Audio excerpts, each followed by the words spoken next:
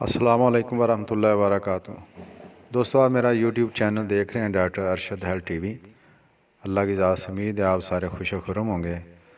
آج کی ویڈیو جو ہے وہ رات کو ٹانگوں میں جو درد اور بے چینی ہوتی ہے اس کے بارے میں ہے۔ ٹانگوں اور پنڈلیوں میں درد کی کئی وجوہات ہو سکتی ہیں۔ مثلا اگر بلڈ پریشر کم ہو تو بھی پنڈلیوں میں بے چینی اور درد ہو سکتا ہے۔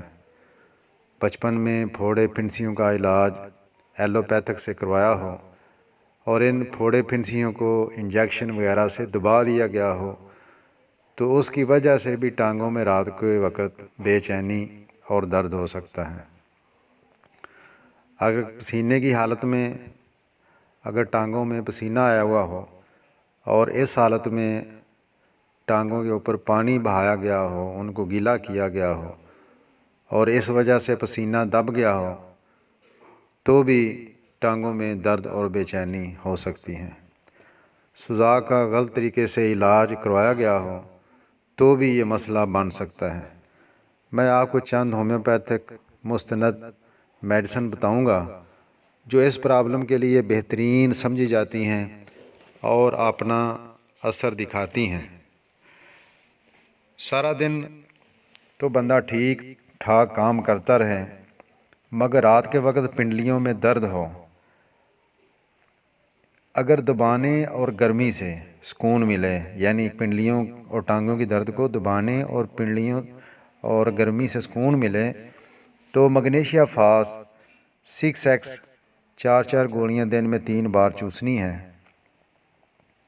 اگر جسم میں جھٹکے بھی لگتے ہیں نیند کی حالت میں، نیند آنے سے پہلے یا نیند کے دوران جسم میں جھٹکے لگتے ہیں اور ساتھ رات کے وقت ٹانگوں پنڈلیوں میں شدید درد اور بے چینی ہوتی ہو تو زنکم میٹ 30 صبح دوپہر شام 2 قطرے استعمال کروانے چاہیے۔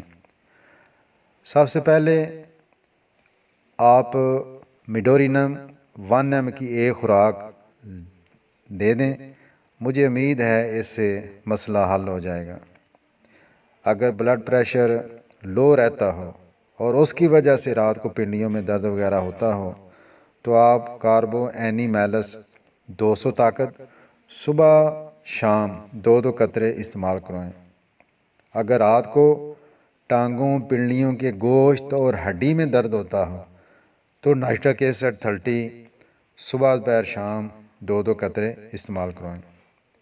اگر ٹانگوں میں رات کو کڑل پڑیں، کڑل اکثر پڑ جاتے ہیں بوڑھے آدمیوں کو، رات کو اگر ٹانگوں میں پنڈلیوں میں کڑل پڑیں تو آپ مگنیشیا فاس 200 صبح شام 2 قطرے ساتھ کیوپرم میٹ یا کیوپرم میٹیلکم بھی اس کو کہتے ہیں، یہ آپ نے 30 طاقت میں صبح دوپہر شام 10-15 دن استعمال کریں۔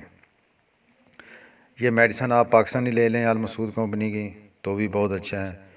اگر مطمئن نہ ہو تو آپ شوابے ریکوج کی بھی لے سکتے ہیں، جرمن کی، اس سے کوئی فرق نہیں پڑتا۔ اگر اس کے علاوہ بھی کوئی مزید کوئی مسئلہ ہو تو آپ مجھ سے پوچھ سکتے ہیں۔ اگر ویڈیو آپ کو اچھی لگے تو اس کو لائک کریں، شیئر کریں اور سبسکرائب کرنا تو بھائی ہمارا حق بنتا ہے نا۔ زندگی باقی، ملاقات باقی۔ السلام علیکم ورحمۃ اللہ وبرکاتہ۔